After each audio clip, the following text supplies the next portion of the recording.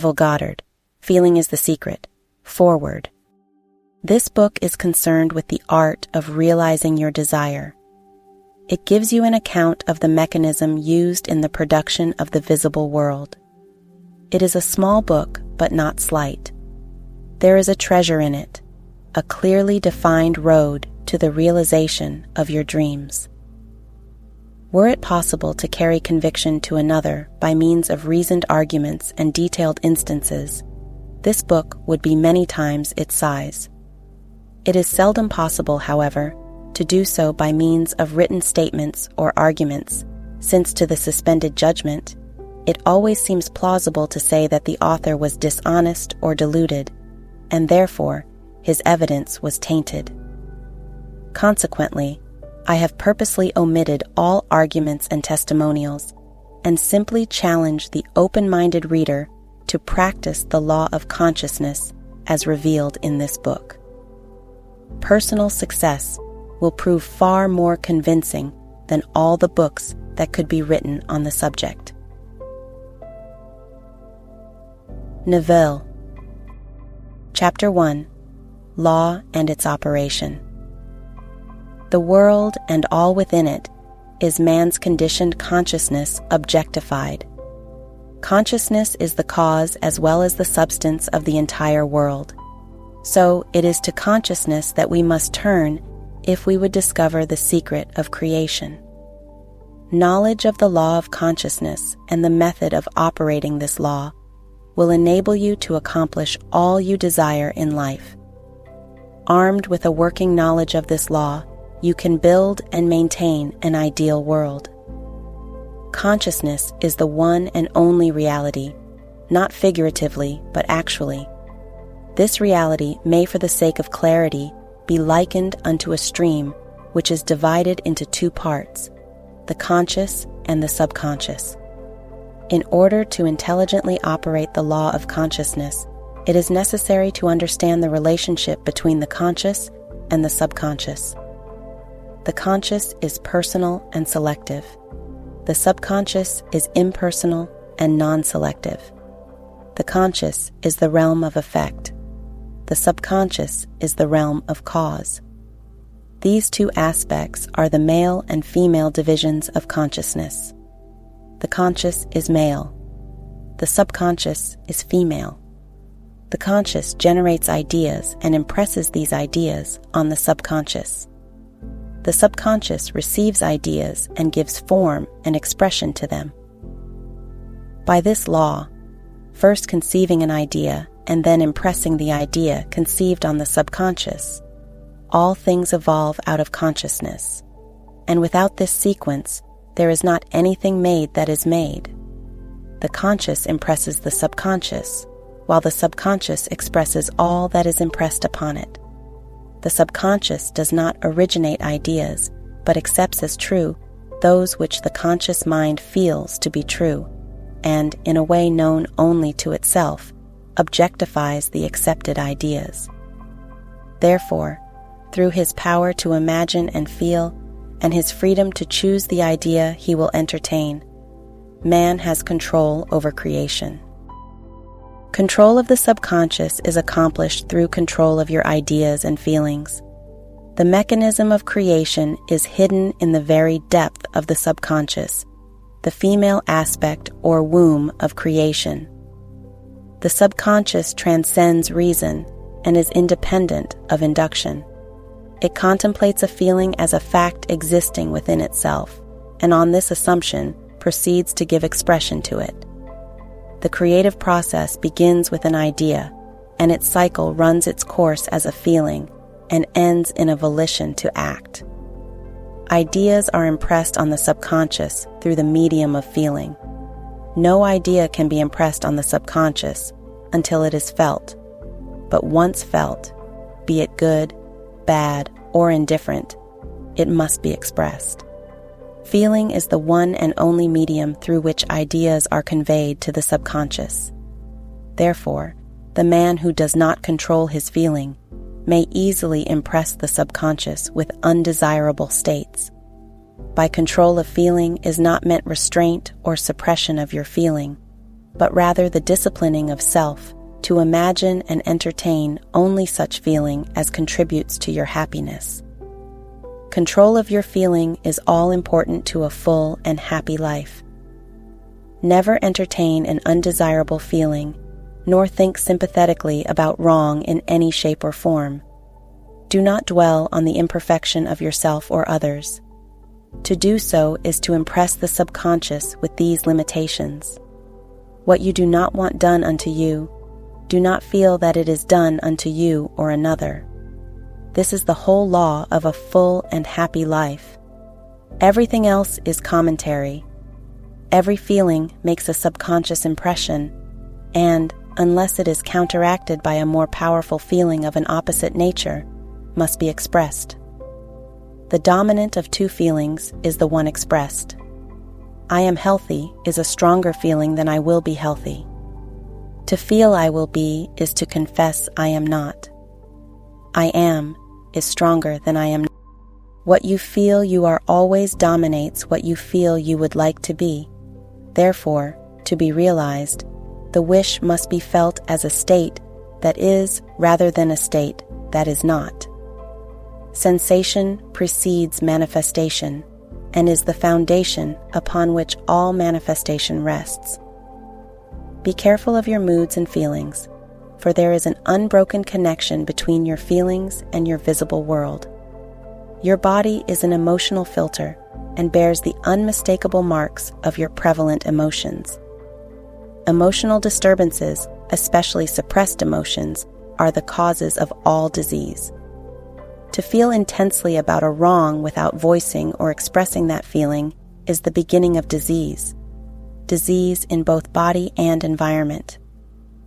Do not entertain the feeling of regret or failure for frustration or detachment from your objective results in disease.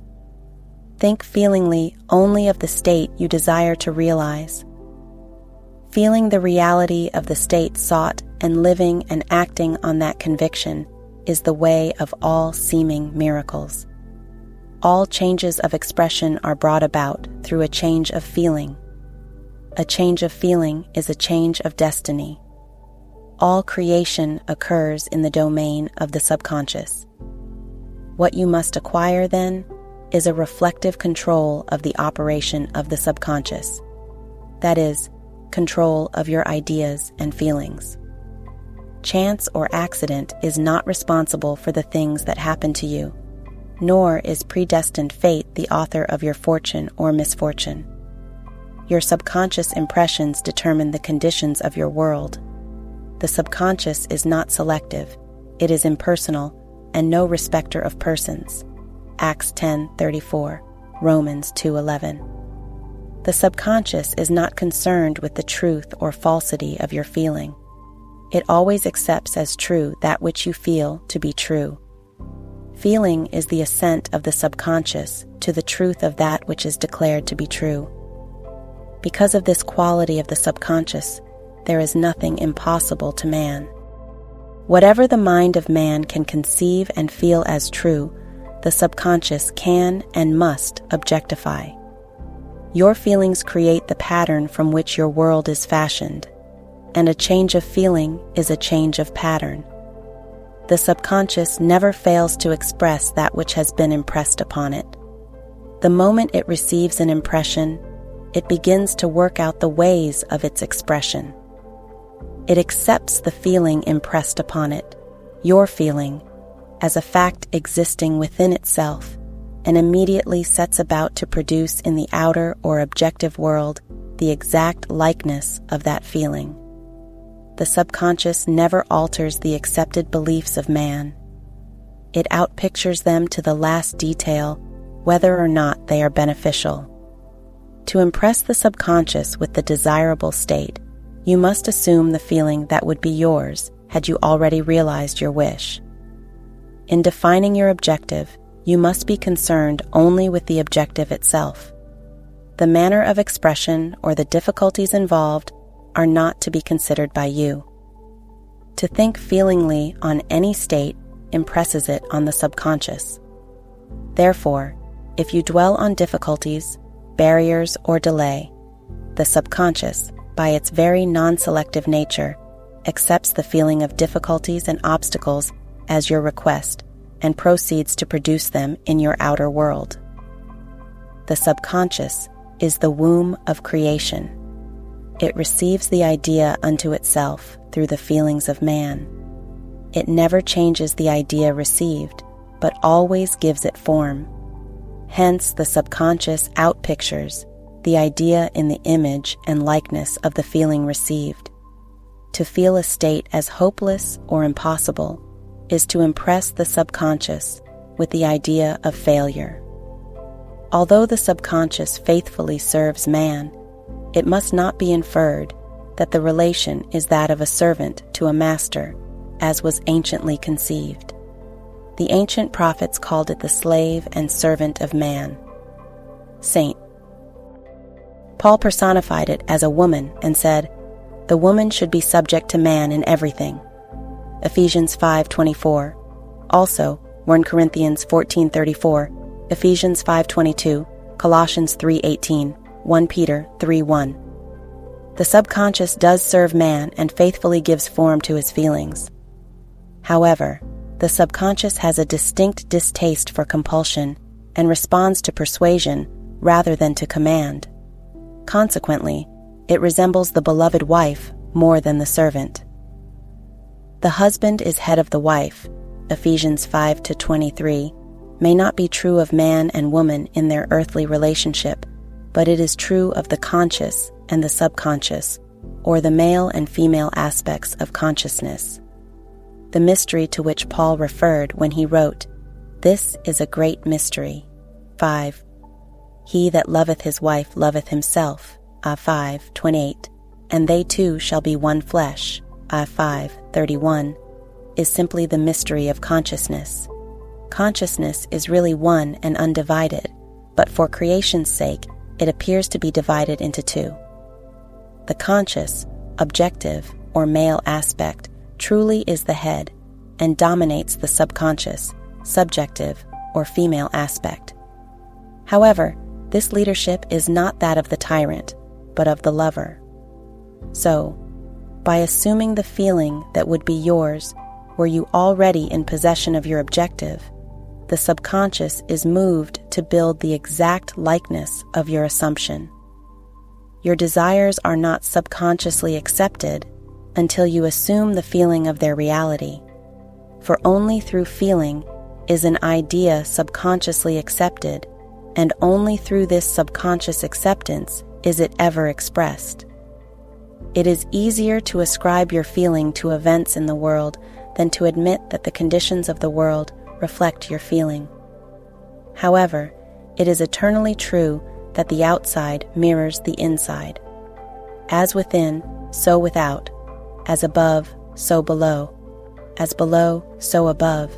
As within, so without. As without, so within. Correspondence, the second of the 7 principles of Hermes Trismegistus.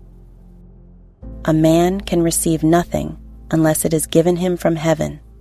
John 3:27, and the kingdom of heaven is within you. Luke 17:1. Nothing comes from without. All things come from within, from the subconscious.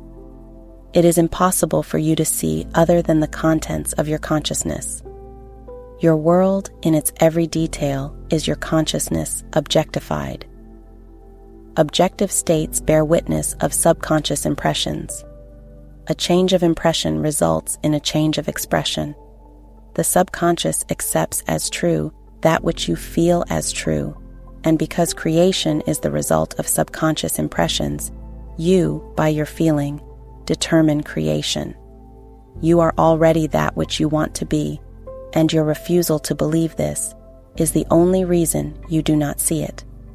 To seek on the outside for that which you do not feel you are is to seek in vain, for we never find that which we want. We find only that which we are. In short, you express and have only that which you are conscious of being or possessing.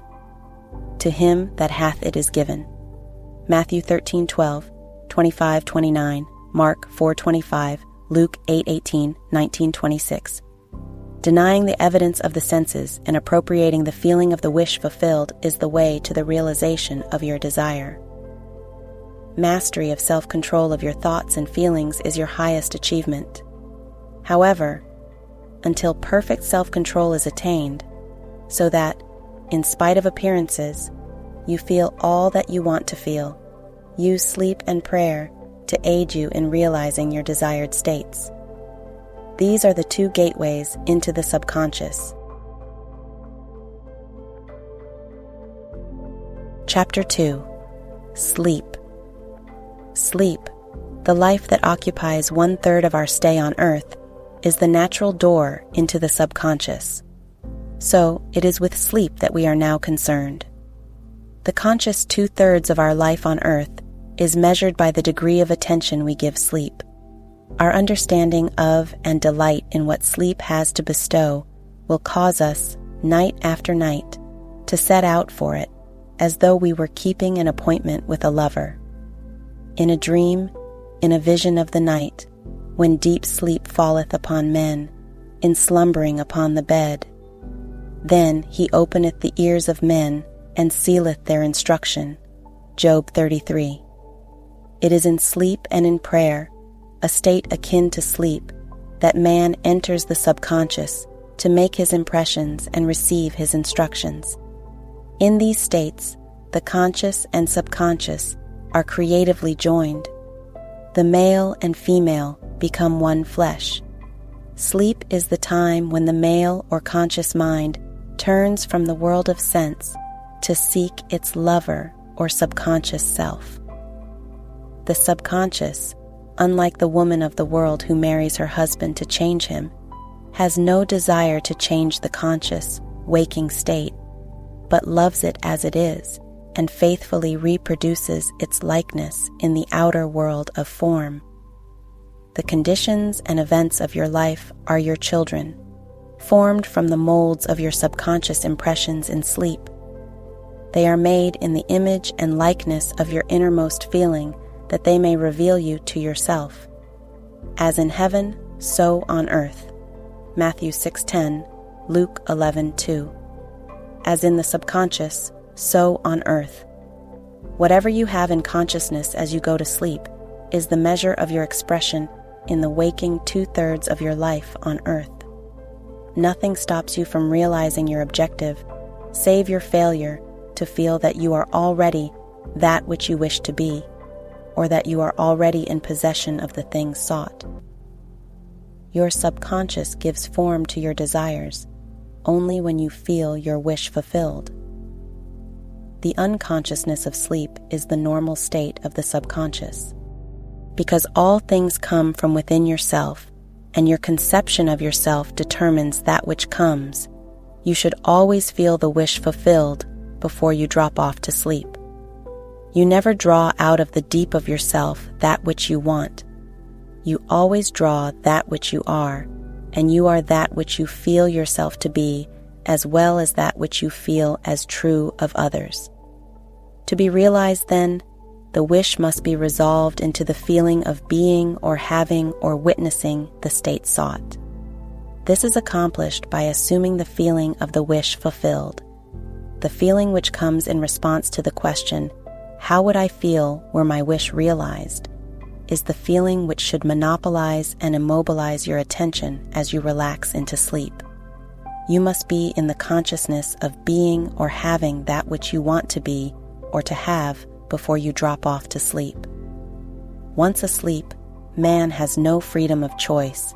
His entire slumber is dominated by his last waking concept of self. It follows, therefore, that he should always assume the feeling of accomplishment and satisfaction before he tires in sleep. Come before me with singing and thanksgiving. Psalm 95. Enter into his gates with thanksgiving and into his courts with praise. Psalm 100:4. Your mood prior to sleep defines your state of consciousness as you enter into the presence of your everlasting lover, the subconscious. She sees you exactly as you feel yourself to be. If, as you prepare for sleep, you assume and maintain the consciousness of success by feeling, I am successful. You must be successful. Lie flat on your back with your head on a level with your body. Feel as you would were you in possession of your wish, and quietly relax into unconsciousness. He that keepeth Israel shall neither slumber nor sleep. Psalm 121:4. Nevertheless, he giveth his beloved sleep. Psalm 127:2. The subconscious never sleeps. Sleep is the door through which the conscious waking mind passes to be creatively joined to the subconscious. Sleep conceals the creative act, while the objective world reveals it. In sleep, man impresses the subconscious with his conception of himself. What more beautiful description of this romance of the conscious and subconscious is there than that told in the Song of Solomon? By night on my bed I sought him whom my soul loveth. 3. I found him whom my soul loveth. I held him and I not let him go, until I had brought him into my mother's house, and into the chamber of her that conceived me. Preparing to sleep, you feel yourself into the state of the answered wish, and then relax into unconsciousness. Your realized wish is he whom you seek.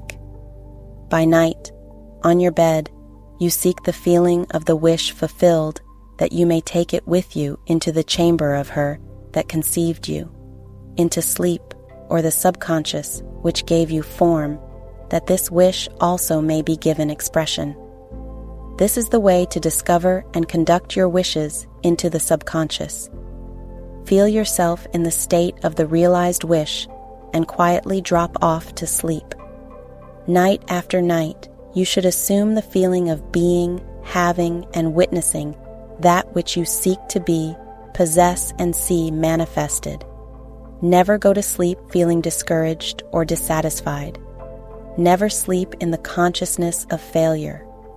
Your subconscious, whose natural state is sleep, sees you as you believe yourself to be, and whether it be good, bad, or indifferent, the subconscious will faithfully embody your belief. As you feel, so do you impress her, and she, the perfect lover, gives form to these impressions and outpictures them as the children of her beloved. Thou art all fair, my love, there is no spot in thee. Song of Solomon 4:7 is the attitude of mind to adopt before dropping off to sleep. Disregard appearances and feel that things are as you wish them to be.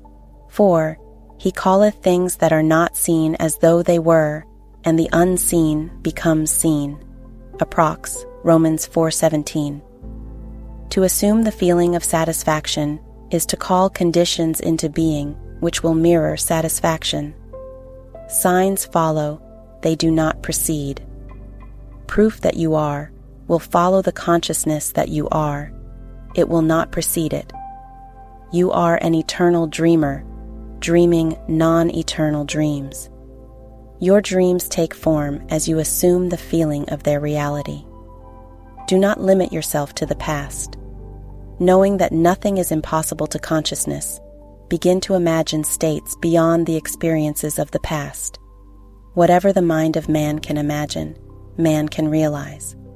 All objective, visible states were first subjective, invisible states, and you called them into visible by assuming the feeling of their reality. The creative process is first imagining and then believing the state imagined. Always imagine and expect the best. The world cannot change until you change your conception of it. As within, so without. Nations, as well as people, are only what you believe them to be. No matter what the problem is, no matter where it is, no matter whom it concerns, you have no one to change but yourself, and you have neither opponent nor helper in bringing about the change within yourself. You have nothing to do but convince yourself of the truth of that which you desire to see manifested. As soon as you succeed in convincing yourself of the reality of the state sought, results follow to confirm your fixed belief. You never suggest to another the state which you desire to see him express. Instead, you convince yourself that he is already that which you desire him to be. Realization of your wish is accomplished by assuming the feeling of the wish fulfilled. You cannot fail unless you fail to convince yourself of the reality of your wish. A change of belief is confirmed by a change of expression. Every night, as you drop off to sleep, feel satisfied and spotless, for your subjective lover always forms the objective world in the image and likeness of your conception of it, the conception defined by your feeling. The waking 2/3 of your life on earth ever corroborates or bears witness to your subconscious impressions. The actions and events of the day are effects. They are not causes. Free will is only freedom of choice. Choose ye this day whom ye shall serve.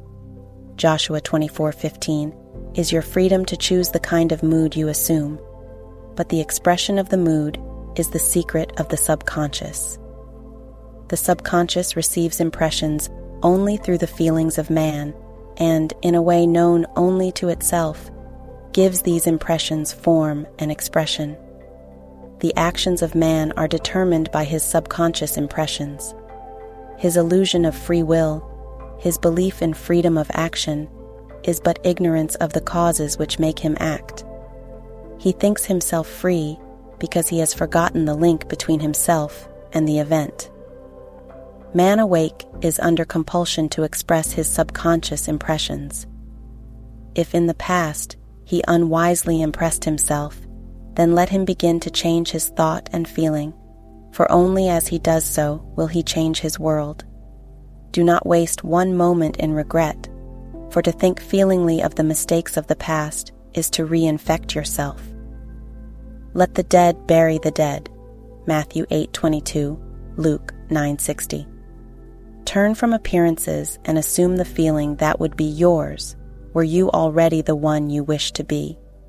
Feeling a state produces that state. The part you play on the world stage is determined by your conception of yourself. By feeling your wish fulfilled and quietly relaxing into sleep, you cast yourself in a star role to be played on earth tomorrow, and, while asleep, you are rehearsed and instructed in your part. The acceptance of the end automatically wills the means of realization. Make no mistake about this. If, as you prepare for sleep, you do not consciously feel yourself into the state of the answered wish, then you will take with you into the chamber of her who conceived you the sum total of the reactions and feelings of the waking day, and while asleep, you will be instructed in the manner in which they will be expressed tomorrow. You will rise, believing that you are a free agent, not realizing that every action and event of the day is predetermined by your concept of self as you fell asleep. Your only freedom, then, is your freedom of reaction.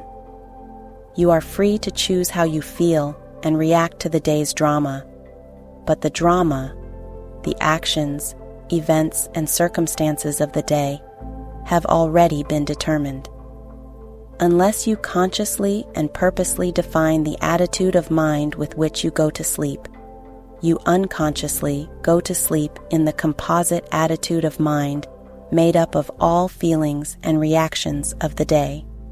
Every reaction makes a subconscious impression, and unless counteracted by an opposite and more dominant feeling, is the cause of future action.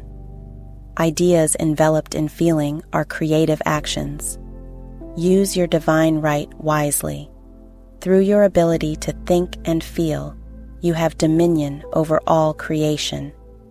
While you are awake, you are a gardener selecting seed for your garden, but, except a corn of wheat fall into the ground and die, it abideth alone. But if it die, it bringeth forth much fruit. John 12:24. Your conception of yourself as you fall asleep is the seed you drop into the ground of the subconscious. Dropping off to sleep feeling satisfied and happy compels conditions and events to appear in your world which confirm these attitudes of mind. Sleep is the door into heaven. What you take in as a feeling you bring out as a condition, action, or object in space. So, sleep in the feeling of the wish fulfilled, as in consciousness, so on earth. Chapter 3. Prayer. Prayer, like sleep, is also an entrance into the subconscious. When you pray, enter into your closet, and when you have shut your door, pray to your Father which is in secret, and your Father which is in secret shall reward you openly. Matthew 6:6. Prayer is an illusion of sleep which diminishes the impression of the outer world and renders the mind more receptive to suggestion from within. The mind in prayer is in a state of relaxation and receptivity akin to the feeling attained just before dropping off to sleep. Prayer is not so much what you ask for as how you prepare for its reception. Whatsoever things ye desire, when ye pray, believe that you have received them, and ye shall have them. Mark 11-24. The only condition required is that you believe that your prayers are already realized. Your prayer must be answered if you assume the feeling that would be yours were you already in possession of your objective. The moment you accept the wish as an accomplished fact, the subconscious finds the means for its realization. To pray successfully, then, you must yield to the wish, that is, feel the wish fulfilled. The perfectly disciplined man is always in tune with the wish as an accomplished fact. He knows that consciousness is the one and only reality, that ideas and feelings are facts of consciousness and are as real as objects in space. Therefore, he never entertains a feeling which does not contribute to his happiness, for feelings are the causes of the actions and circumstances of his life. On the other hand, the undisciplined man finds it difficult to believe that which is denied by the senses and usually accepts or rejects solely on appearances of the senses. Because of this tendency to rely on the evidence of the senses, it is necessary to shut them out before starting to pray, before attempting to feel that which they deny. Whenever you are in the state of mind, I should like to, but I cannot, the harder you try, the less you are able to yield to the wish. You never attract that which you want, but always attract that which you are conscious of being. Prayer is the art of assuming the feeling of being and having that which you want. When the senses confirm the absence of your wish, all conscious effort to counteract this suggestion is futile and tends to intensify the suggestion. Prayer is the art of yielding to the wish and not the forcing of the wish. Whenever your feeling is in conflict with your wish, feeling will be the victor. The dominant feeling invariably expresses itself. Prayer must be without effort. In attempting to fix an attitude of mind which is denied by the senses, effort is fatal. To yield successfully to the wish as an accomplished fact, you must create a passive state, a kind of reverie or meditative reflection similar to the feeling which precedes sleep. In such a relaxed state, the mind is turned from the objective world and easily senses the reality of a subjective state. It is a state in which you are conscious and quite able to move or open your eyes, but have no desire to do so.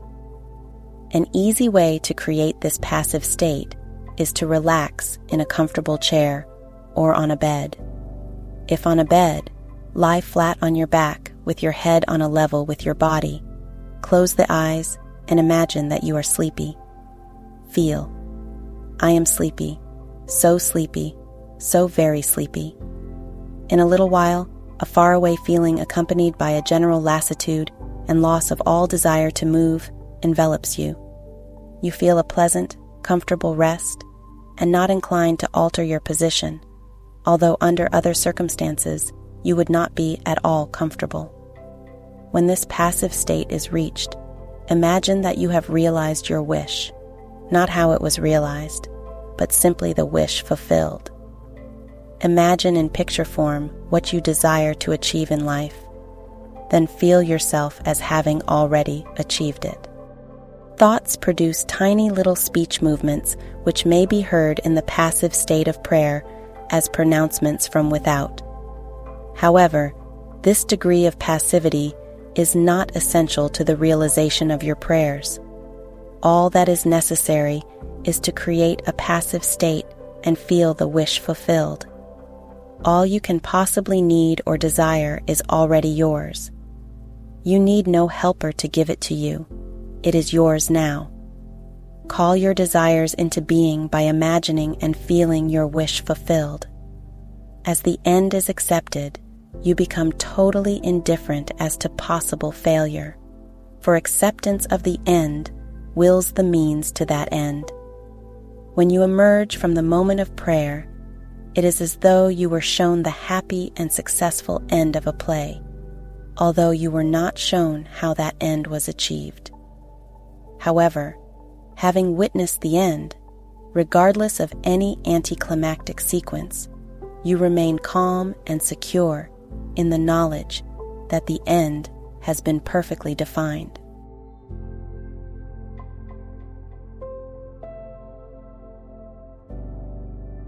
Chapter 4. Spirit, Feeling. Not by might, nor by power, but by my Spirit, saith the Lord of hosts. Zechariah 4:6. Get into the spirit of the state desired by assuming the feeling that would be yours were you already the one you want to be.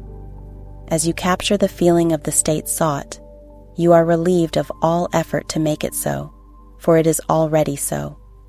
There is a definite feeling associated with every idea in the mind of man.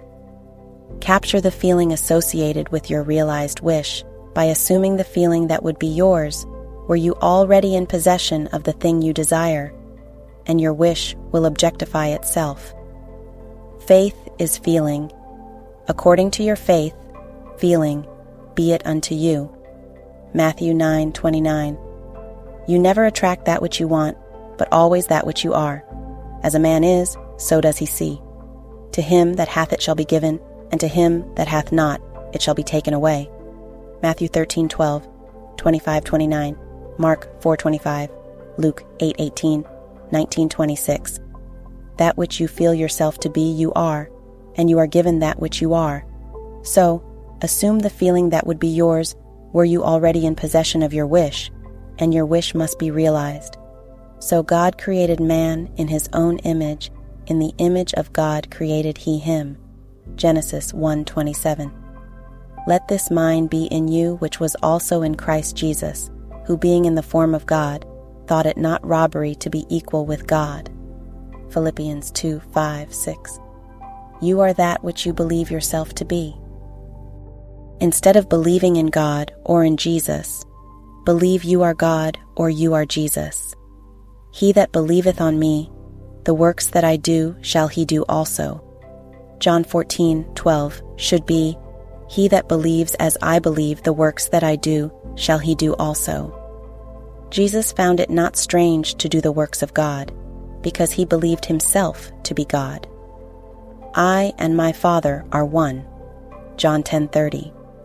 It is natural to do the works of the one you believe yourself to be. So, live in the feeling of being the one you want to be, and that you shall be. When a man believes in the value of the advice given him and applies it, he establishes within himself the reality of success.